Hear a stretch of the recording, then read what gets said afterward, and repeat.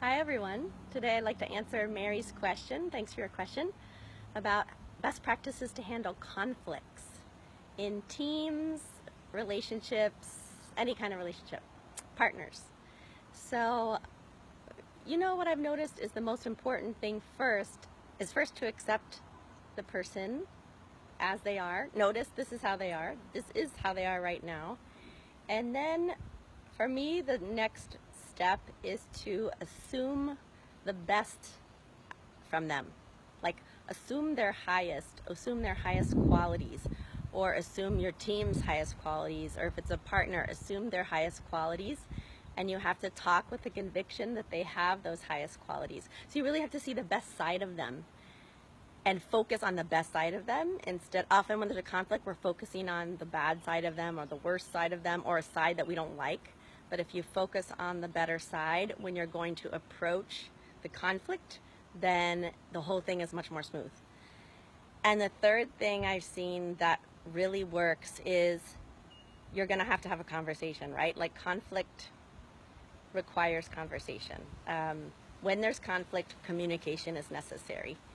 And the style of communication I found that works beautifully, and this is from trial and error, is that when you enter into the conversation, you have to approach it as if there's no conflict. The more focus you put on the conflict, that thing gets highlighted and it grows. Just like the old knowledge, all paths of knowledge have shown us that what the mind focuses on grows, or gets bigger, gets enhanced. So you have to proceed as if there's no conflict, even though you're addressing the thing you want to address. So even this week, I had something happening where I thought a person was really against an entire project we were rolling out. And I thought if they're against it, it's going to have a really negative effect. So I almost was going to talk to the person as if there's a big conflict. But I realized, wait a minute, there's a side of this person that's so wonderful and amazing, and I need to approach this person with that conviction and assumption in mind that they're so wonderful and amazing.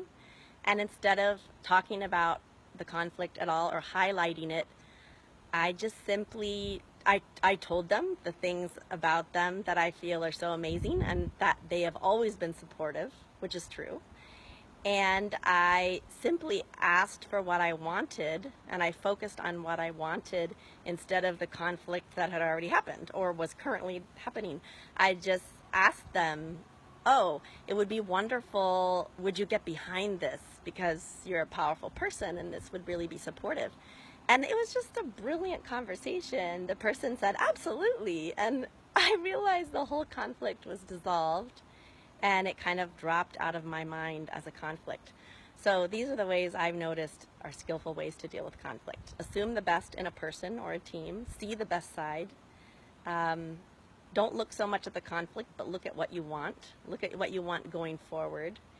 And when you're going to talk to them, you need communication. And it's better almost not to treat it like a conflict or acknowledge it as a conflict. But it is better to go ahead and ask for what you want. I hope this helps and have a beautiful day. Bye.